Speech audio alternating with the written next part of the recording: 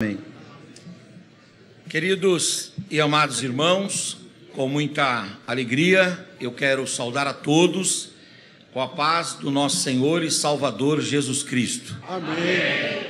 Quero louvar a Deus por poder participar aqui esta noite da Convenção Interestadual das Assembleias de Deus do Ministério de São Paulo. Louvar a Deus por esta igreja que é a sede da Assembleia de Deus, Ministério de São Paulo. Também agradecer ao Senhor pela vida do pastor presidente desse ministério, que é o pastor José Alves de Oliveira, a sua esposa, nossa irmã Elisete, Deus abençoe. Louvar a Deus também pela vida do pastor presidente desta convenção, pastor Wagner Panza, Deus o abençoe, todos os membros da diretoria, os convencionais, toda essa igreja. Quero bendizer a Deus também pelos vice-presidentes deste ministério e saudando aqui o meu amigo Paulo Oliveira, eu saúdo a todos, incluindo o pastor Osmar, também o pastor Júnior.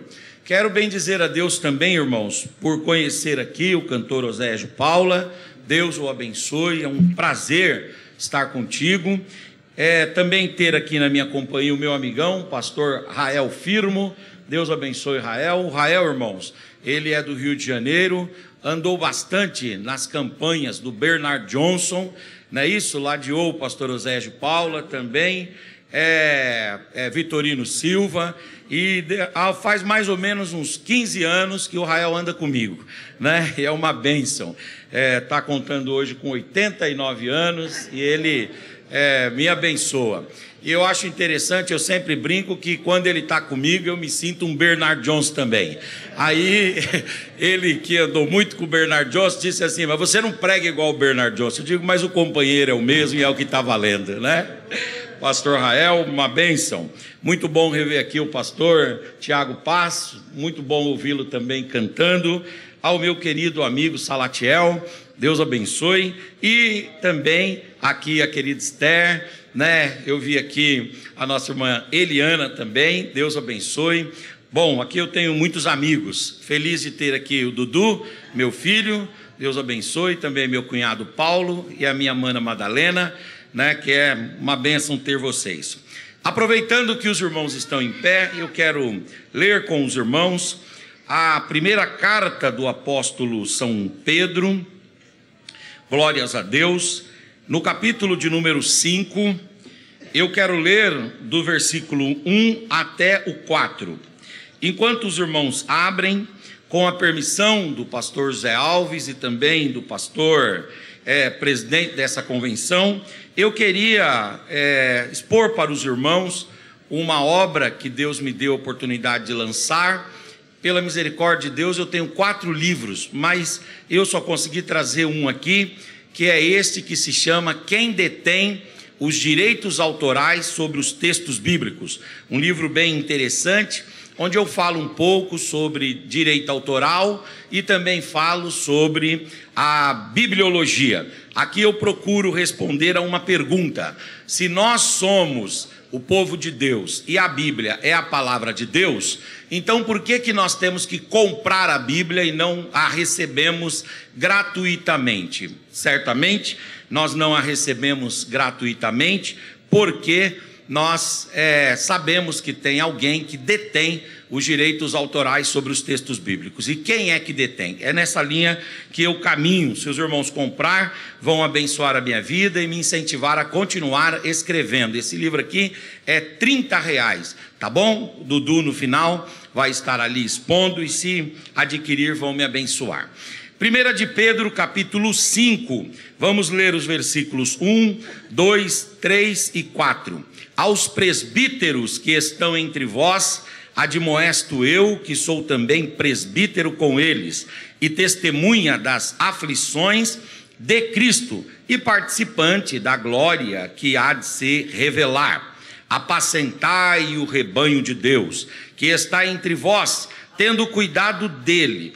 Façam isso não por força, mas voluntariamente, não por torpe ganância, mas de ânimo pronto. Também nem como tendo domínio sobre a herança de Deus, mas servindo de exemplo ao rebanho. E aí sim, quando aparecer o sumo pastor, alcançareis a incorruptível coroa de glória. Amém e amém. Tomem os vossos assentos em nome do Senhor Jesus. A minha palavra hoje aqui tem como tema Cristo, o sumo pastor. E no final, até a pedido de muitos irmãos, pastor Oséias vai cantar aqui, eram 100 ovelhas. E Deus confirmou isso, né? Muito bom. Eu prometo não me alongar muito, mas eu peço um pouco da atenção dos irmãos, para que eu possa abordar o assunto que Deus colocou no meu coração, pautado nesse tema, Cristo, o sumo pastor.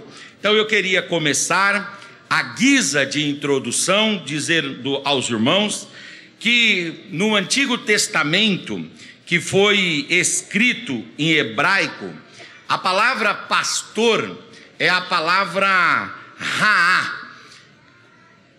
Esta palavra significa aquele que cuida, significa aquele que protege, significa aquele que guia e significa aquele que alimenta. Este é o Raá, este é o pastor. No Antigo Testamento também, o Senhor Jesus Cristo, ele foi profetizado como pastor. Por exemplo, no Salmo de número 23, no verso de número 1 diz: o Senhor é o meu pastor e nada me faltará. Ali nós temos uma profecia, nós temos um presságio a respeito de Cristo como pastor. O termo hebraico lá é Adonai Raá, o Senhor é o meu pastor. E é claro que está apontando para Deus, o Pai, mas está também no aspecto profético apontando para o Filho, para Cristo como pastor. Ainda no Antigo Testamento, no livro do profeta Ezequiel, Deus é mais categórico ao afirmar que Cristo, dentre os muitos ministérios e ofícios que desenvolveria, Cristo também seria pastor, quando no livro do profeta Ezequiel, no capítulo de número 34, no versículo de número 15, Deus fala uma profecia para Israel, anunciando Jesus Cristo, e diz assim: eu mesmo apacentarei as minhas ovelhas, e eu as farei repousar, diz o Senhor nosso Deus. No Antigo Testamento, Jesus é prometido, é profetizado como o pastor. Mas no Novo Testamento, quando os autores neotestamentários vão escrever o Novo Testamento em grego, a palavra que eles vão usar em grego para pastor é a palavra poimen. E esta palavra poimen em grego é a palavra que vai significar aquele que cuida, aquele que protege, aquele que guia e aquele que alimenta.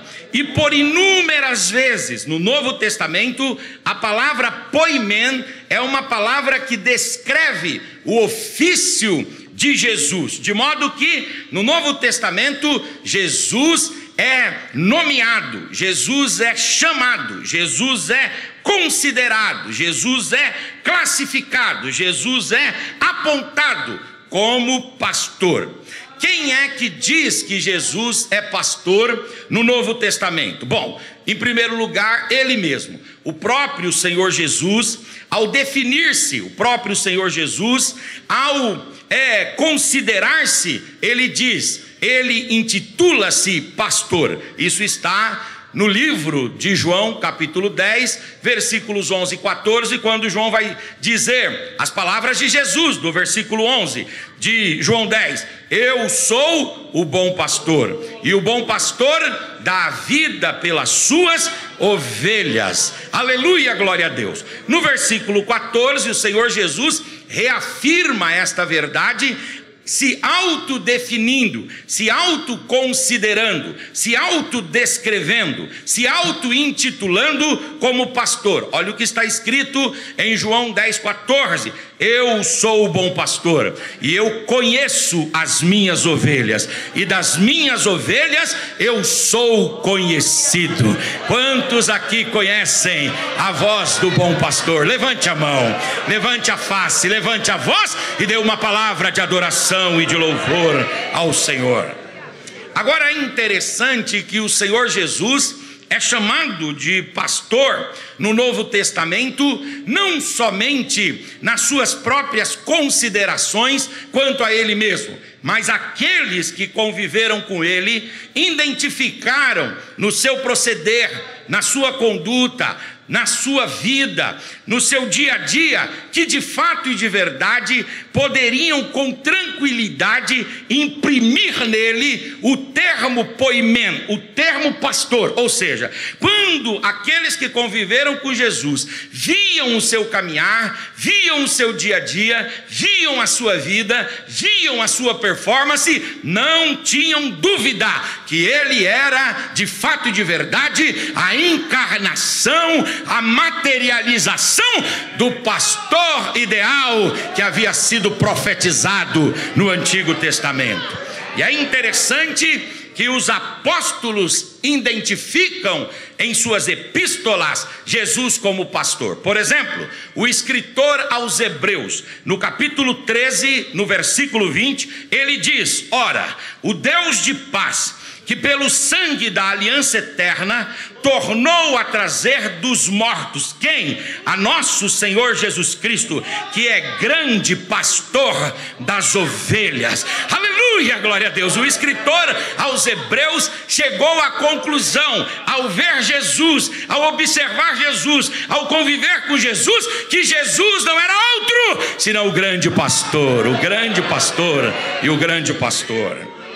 O apóstolo São Pedro, que viveu mais intimamente com Jesus, quando escreve as suas epístolas, ele também considera Jesus como pastor. Olha o que diz 1 de Pedro, capítulo 2, versículo 25: porque éreis como ovelhas desgarradas, mas agora tendes voltado ao pastor e bispo das vossas almas. Você está no aprisco de Deus, você está, aleluia, no rebanho de Deus, você está sobre a direção, sobre a proteção, sobre o cuidado e sobre a sustentação de Deus, o bom pastor. Portanto, fica claro na Bíblia, tanto no Antigo quanto no Novo Testamento, que podemos falar de Jesus como pastor em três tempos. No Antigo Testamento ele é o pastor profetizado, nos evangelhos ele é o pastor encarnado, e nas epístolas ele é o pastor ensinado. Jesus é o pastor. Agora, como na Bíblia tudo que está bom pode melhorar, o apóstolo São Pedro, quando vai falar de Jesus, aqui nesse texto que nós lemos, 1 de Pedro, capítulo 5, versículo 4, ele não diz apenas que Jesus é pastor e bispo das nossas almas, mas Pedro aqui afirma uma coisa muito bonita. Ele diz que Jesus é o sumo pastor, Jesus é o pastor maioral. Eu acho bonito esse termo aqui, porque o termo grego que aparece aqui é o termo arquepomenos, quer dizer, não é só o pastor, mas é o maior pastor, o mais importante dos pastores, o mais nobre dos pastores, o mais bonito dos pastores, o mais servil dos pastores, o mais glorioso dos pastores. Ele é o sumo pastor. Aleluia, glória a Deus. A palavra arquepomenos, que é a palavra sumo aqui, tem a ver com Jesus ser o primeiro pastor. Ele é sumo, ele é o principal, ele é superior, ele é supremo, ele é o mais importante. Eu não sei se você já deu um glória para ele aqui esta noite, mas se você puder, levante a tua mão para o céu, por gentileza.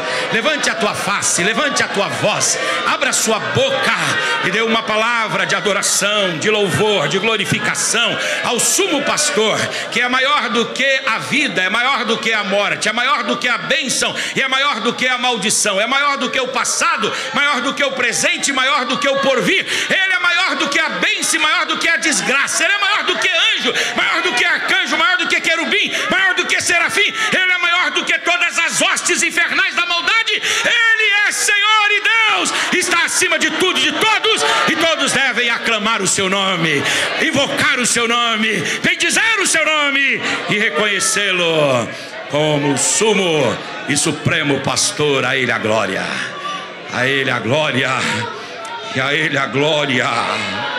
Urashura makandore macherabai. Aleluia. Fala para o seu irmão: você tem pastor. Aleluia, aleluia, aleluia, aleluia, aleluia, aleluia. Jesus é o primeiro pastor, em primeiro lugar, porque em João 10 ainda não havia igreja no sentido histórico. Havia igreja no sentido profético, mas não havia igreja no sentido histórico em João 10, mas já havia pastor.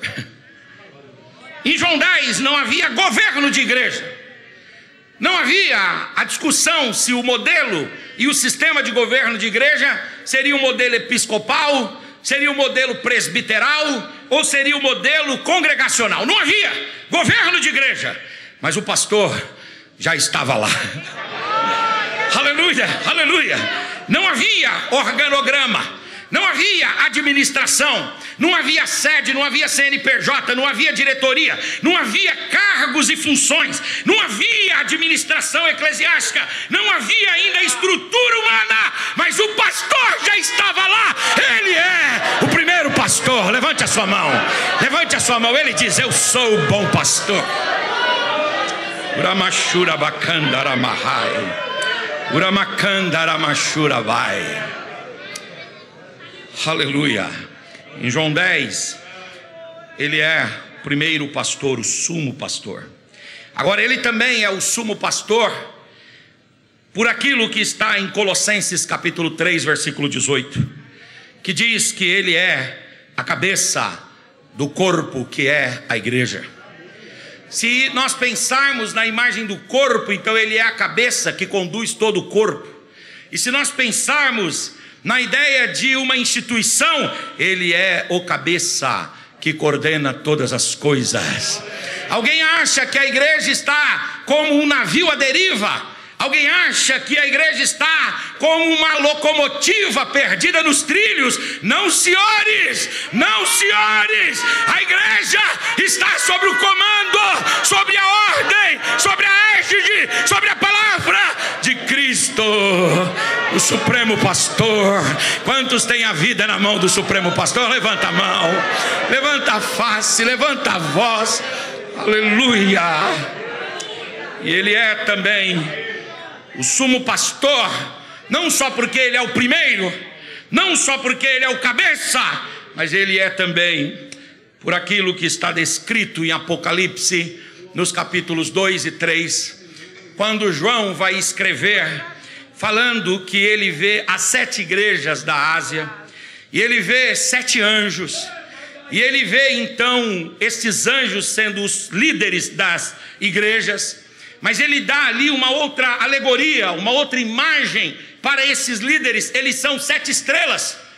Estrelas, dada a grandeza, dada a notoriedade, dada a popularidade, dada o peso da autoridade que tinham, eles são chamados de estrelas. Mas aí João vai dizer: e as 7 estrelas estavam nas palmas das mãos do Senhor. Ele é o sumo, o supremo, aleluias, e o poderoso pastor. Agora, como sumo pastor, nós podemos aprender algumas verdades com Jesus, e aí eu vou para a conclusão.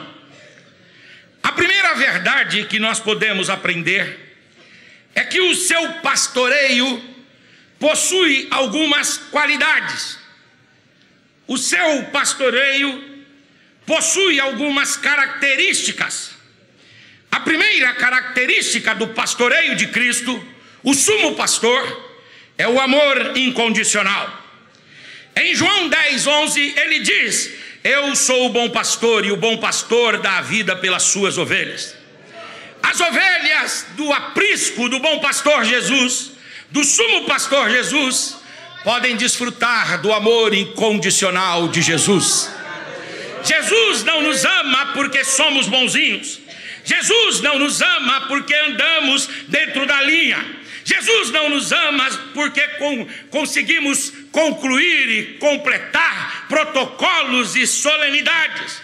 Jesus não nos ama por aquilo que fazemos ou deixamos de fazer. O amor de Jesus por nós tem a ver com Ele e não conosco.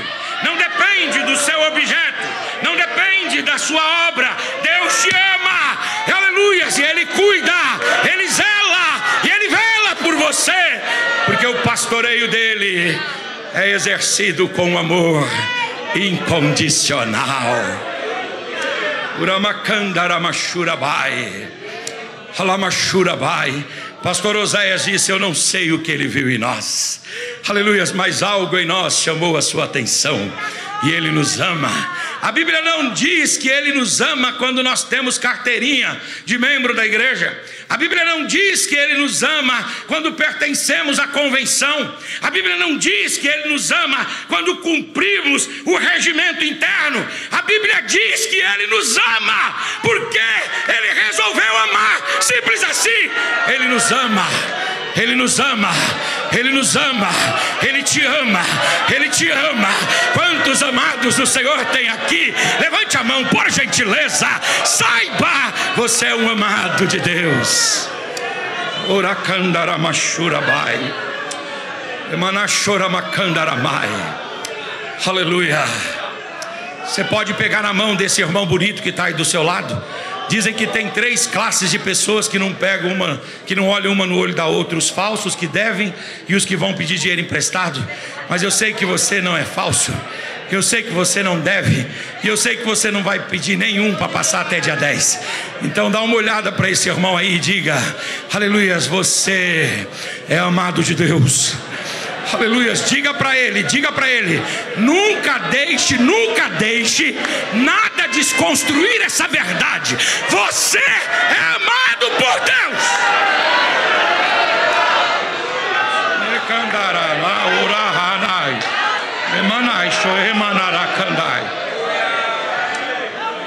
O amor é a marca do pastoreio de Cristo.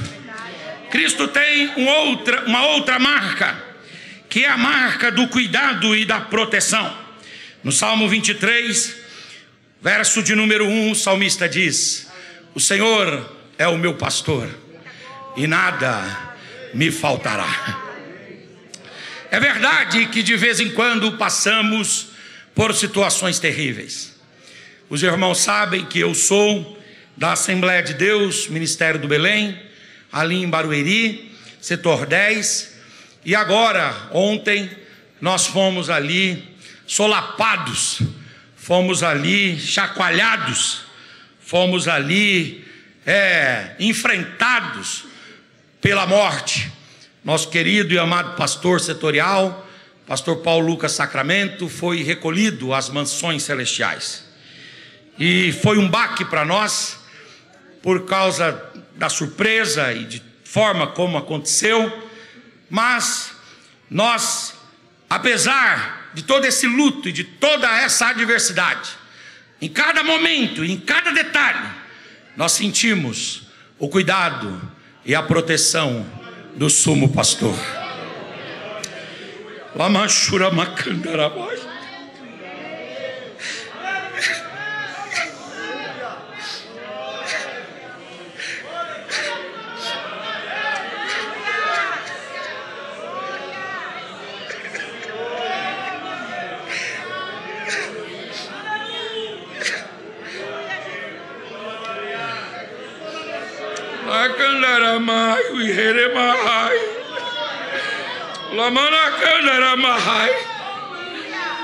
Aleluias. Aleluias. Eu acho muito interessante Isaías capítulo 6, quando Isaías é levado no templo e Deus fala para ele: que você está vendo, Isaías? Ele diz: eu vejo um alto e sublime trono, e eu vejo um assentado sobre esse alto e sublime trono, que é tão gigantesco que a barra do seu vestido preenche toda a casa. E aí, aleluia, os irmãos sabem muito bem que o texto começa dizendo: no ano em que morreu o rei Uzias, foi no ano em que morreu o rei Uzias que eu vi o Senhor assentado no alto e sublime trono. Nós, pastores, vamos passar, nós vamos deixar nesse mundo só o legado que nós construímos, só os temas e as pregações e os sermões que nós pregamos. Nós vamos deixar só a nossa obra, mas nós não conseguiremos cuidar da igreja, proteger a igreja e amparar a igreja para todo sempre. Mas a igreja nunca estará desamparada, porque a igreja desfruta do cuidado e da proteção do sumo pastor. Levante a sua mão por gentileza, levante a sua face por gentileza, levanta a tua voz. Há um cuidado perene, constante e poderoso de Deus sobre você. Aleluia, aleluia, aleluia. Ainda, esse pastoreio de Cristo tem uma outra qualidade. Esse pastoreio de Cristo é baseado em ensino e em orientação. O Senhor Jesus, quando Ele vai desenvolver o seu ministério, o ministério de Jesus vai ser baseado em ensino. Jesus vai ensinar através de parábolas. Jesus vai ensinar através de palavras pontuais. Jesus vai ensinar através da pregação. Jesus vai ensinar através do exemplo. Jesus vai ensinar todas as virtudes, todos os valores. Jesus vai ensinar toda a vontade de Deus, de modo que depois de 3 anos e meio, 42 meses, dos discípulos andando com Jesus, os discípulos saem formados, ensinados, aleluias, pelo Senhor Jesus. Eu sei que você enfrenta demandas terríveis na sua vida. São grandes as encruzilhadas que você precisa tomar decisão e fazer o que é certo, o que é justo, o que é legítimo, o que é moral, o que é a vontade de Deus. E às vezes, apesar de toda a formação, apesar de todo o nosso preparo e todo o nosso esmero e dedicação, nos falta sabedoria e resposta. Mas quando abrimos o coração para o bom pastor, ele nos dá as lições que precisamos aprender, ele nos dá as orientações que precisamos, aleluias, receber. Você nunca ficará no escuro, sempre brilhará a luz do esclarecimento de Cristo no seu caminho. Aleluia, Jesus sempre ofertará para a igreja um aprendizado, uma compreensão, um esclarecimento, uma iluminação. Jesus sempre trará para a igreja um ensino, aleluia. Jesus sempre trará para a igreja uma resposta. Fala para o seu irmão: você não vai ficar no escuro, aleluia. Há uma orientação de Jesus para você.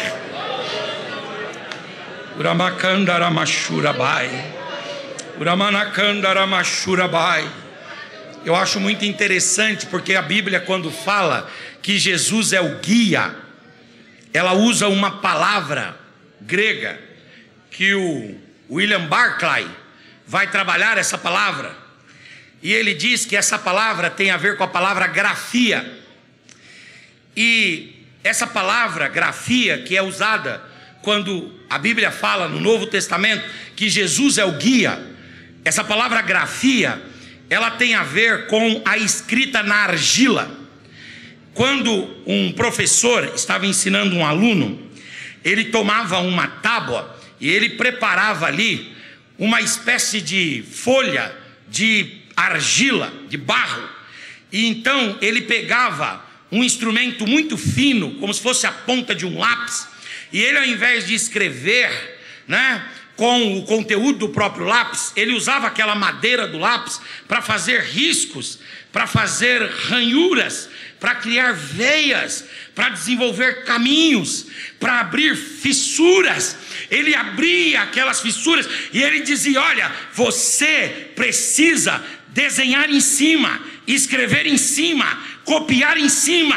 Você precisa caminhar nessa linha, nessa trilha, nessa veia, nesse rasgo, nessa fenda que eu estou abrindo para você na argila. Então o aluno, depois que o professor colocava, ele vinha, ele não podia escrever fora das veredas, fora das veias, fora dos caminhos que o professor tinha aberto, que tem a ver com essa grafia. Então ele ia lá cuidadosamente e ele andava pelos caminhos que o professor tinha andado. E quando ele ia andando pelo caminho que o professor tinha andado, quando ele terminava, aleluia, glória a Deus, ele tinha acabado a obra, porque o professor foi na frente apenas fazendo o caminho.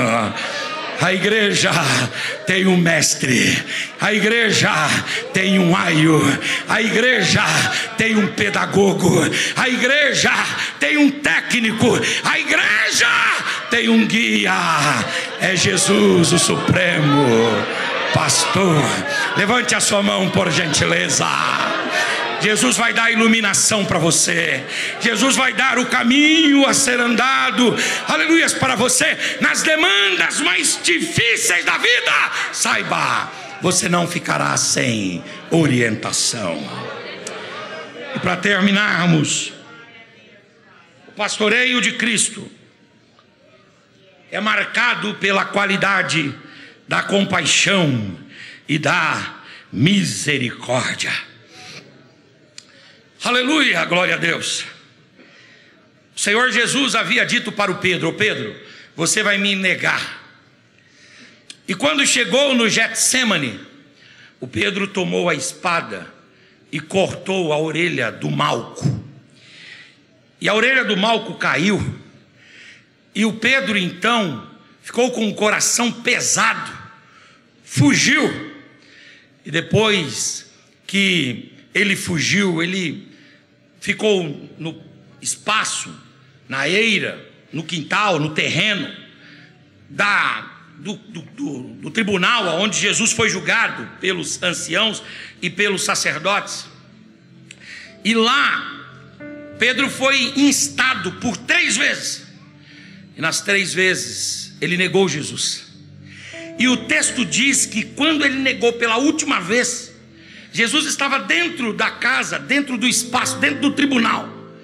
Mas houve tempo de Jesus passar pela porta, e ele olhou para Pedro, e o Pedro estava lá, negando Jesus. Cortou a orelha do Malco, aleluia, e depois negou Jesus, e saiu para chorar amargamente. Jesus enfrentou um processo, foi julgado à revelia, foi preso, espancado, morto, ressuscitou ao 3º dia. E quando ele ressuscitou, ele apareceu a Maria Madalena. E ele não disse o nome de João, ele não disse o nome de Mateus. Ele disse: diga para Pedro que eu vou encontrá-lo na Galileia.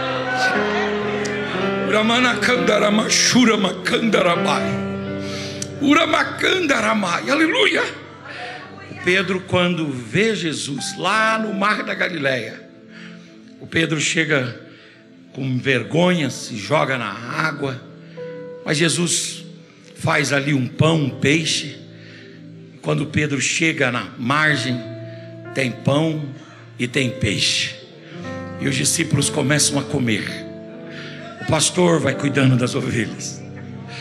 E num determinado momento ali da refeição, Jesus chama, não João, Jesus chama não Mateus, não Natanael, Jesus chama a Pedro num lugar à parte, aleluia, e exerce para com ele compaixão e misericórdia. Jesus diz para ele: meu filho, aprenda uma coisa, o meu pastoreio é baseado na compaixão e na misericórdia. Eu vou dar mais uma oportunidade para você. Pastoreie as minhas ovelhas. Nós só estamos aqui por causa da compaixão de Cristo. Nós só estamos aqui por causa da misericórdia de Cristo. É a misericórdia que nos sustenta, é a misericórdia que nos alimenta, é a misericórdia que nos faz levantar, é a misericórdia que nos dá vocação, é a misericórdia que nos usa, é a misericórdia do bom pastor Jesus, do bom pastor Jesus. Fica de pé no seu lugar. É a misericórdia, é a bondade, é a gentileza. Prestem atenção. Quando o apóstolo Paulo escreve aos irmãos Gálatas, lá no capítulo 2, versículo de número 11, se não me falha a memória, Paulo fala de uma situação que aconteceu lá. E ele diz que ele estava com Pedro numa sala, e Pedro estava à vontade com ele. Mas de repente, ele diz que chegaram uns irmãos judeus, e o Pedro, num ato ali impensado, saiu de perto de Paulo e ficou mais para o lado dos judeus do que de Paulo. E Paulo conta isso com louvor, dizendo: eu fui até a presença de Pedro, e eu coloquei o dedo na cara dele, e eu resisti Pedro na cara. Pense você na cena, no meio de todo mundo, Paulo colocando o dedo na cara de Pedro e falando um monte de impropérios para o Pedro. Pense comigo, se o Pedro fosse aquele do Getsemane, o dedo de Paulo seria decepado, a mão de Paulo seria decepada, o antebraço de Paulo seria decepado, a cabeça de Paulo seria decepada. Pedro iria aniquilar Paulo. Nós não teríamos a quantidade de cartas, nem a quantidade de igreja, nem toda a estruturação da fé neotestamentária que a gente vê. O que mudou entre o Pedro do Getsemane e o Pedro que aguenta tudo e baixa a cabeça e sai envergonhado pedindo perdão? O que mudou? O que humanizou esse homem? O que deu urbanidade? O que deu dignidade? O que deu sociabilidade, civilidade para esse homem? O que o fez ser um homem diferente? Foi a experiência com a misericórdia.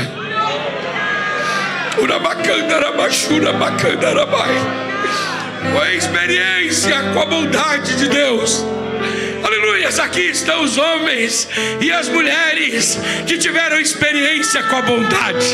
Levante a mão, você que já teve uma experiência com a bondade de Deus, você que já teve experiência com a misericórdia de Deus.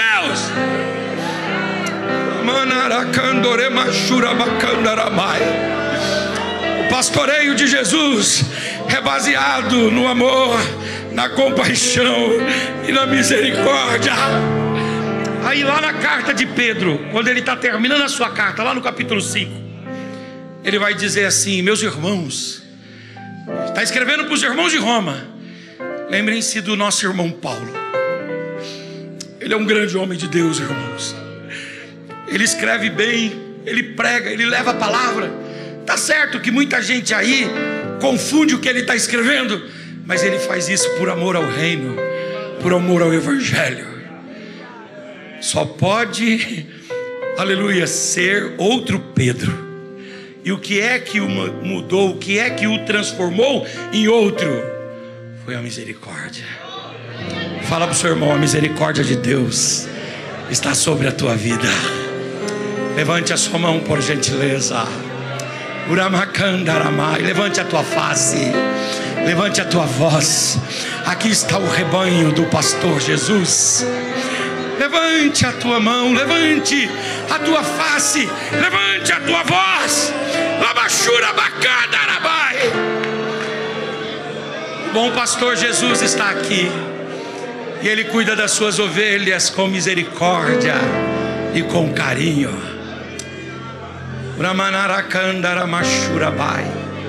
Nós pregamos a Tua palavra aqui.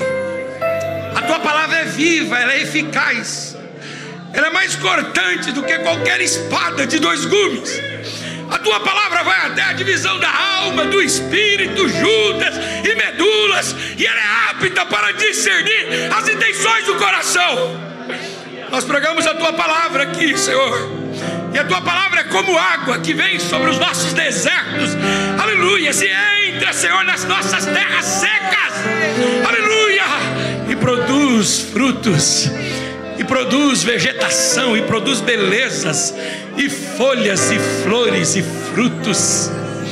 Ah, Senhor, nós pregamos a Tua palavra.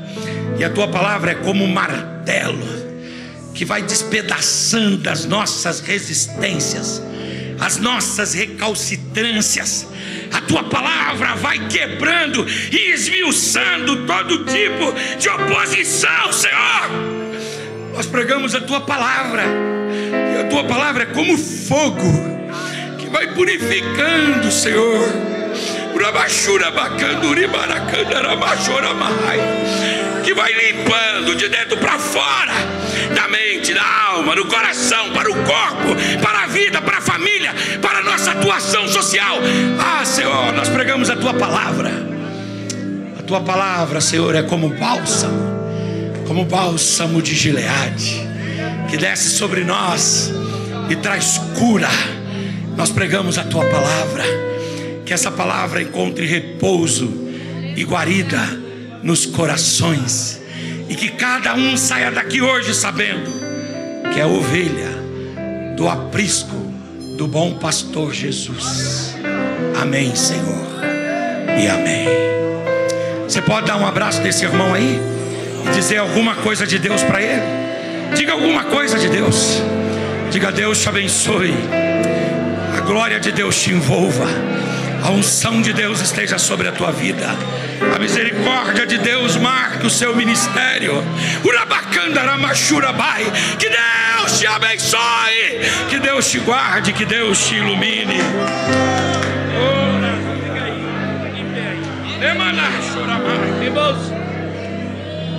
Irmãos, fiquem de pé, por favor.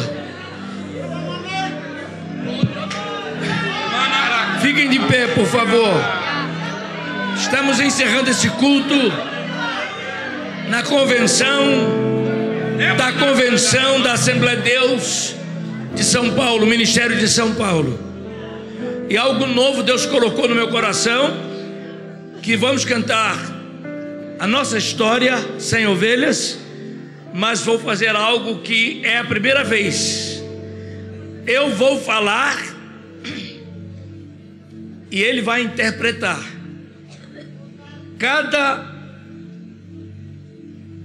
frase do hino Sem Ovelhas é como se eu estivesse falando em inglês, num outro idioma, e ele interpretando.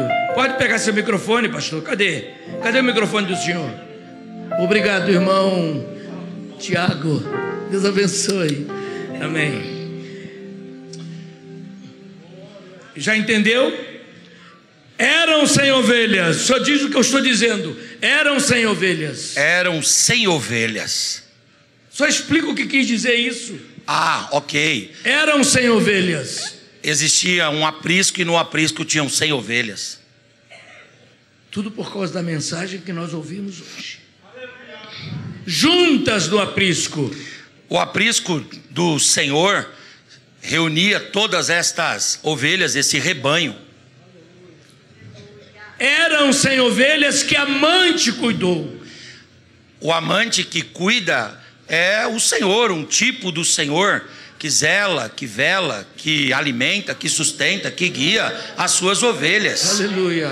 Porém, numa tarde, ao contá-las todas, lhe faltava uma.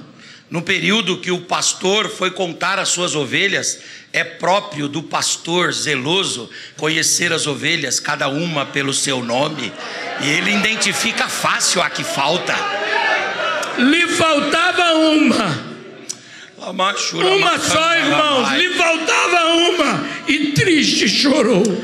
O pastor Jesus, ele é Senhor do mundo, ele tem bilhões e milhões de vidas que lhe servem, mas cada uma que falta, ele identifica, ele conhece, ele sabe. Aí as 99 deixou no aprisco. O Senhor Jesus sempre protege o seu povo. Aquele que permanece, o Senhor cria uma muralha de fogo em torno deles. O Senhor coloca auxiliares para cuidar, mas o Senhor Jesus não deixa a sua igreja sem cuidado. E pelas montanhas, os lugares difíceis, os lugares inóspitos, os lugares não tão adequados, os lugares complexos, ele vai, ele busca. Até proibitivos, né? Até proibitivos. É na boate, é no campo de futebol, é no crime. A buscá-la foi. O Senhor sempre busca através da pregação do Evangelho, busca através de homens, busca através do seu espírito, busca através da intuição. Nós só estamos aqui porque um dia fomos atraídos pela graça e pela misericórdia de Deus. É isso. A encontrou, sabe como? Gemendo, tremendo de frio. O pecado vai tirando todas as nossas vitalidades, todas as nossas energias, todas as nossas capacidades, todas as nossas forças. O pecado vai nos esgotando, o pecado vai nos aniquilando, até que sejamos encontrados pelo Senhor e pelo seu amor. Aleluia! Aí curou suas feridas. Aleluia! Pôs logo em seus ombros e voltou para o redil. O Senhor Jesus, ele cura as nossas feridas. O pecado é tratado como doença na Bíblia. Aleluias! E para a doença do pecado, o remédio, o antídoto, a obra que o Senhor realiza é derramar a gota do sangue. A gota do sangue é melhor do que o metiolate, é melhor do que qualquer processo terapêutico, qualquer processo cirúrgico. Uma gota de sangue basta para que aquele vil pecador seja santificado e sarado dos seus pecados. Quantos sarados estão aqui? Levante a mão. Levante a mão, por gentileza. Quantos têm aqui o sangue da nova aliança, o sangue da graça, o sangue da redenção? Aleluia. Aleluia, aleluia. Vamos cantar a nossa história.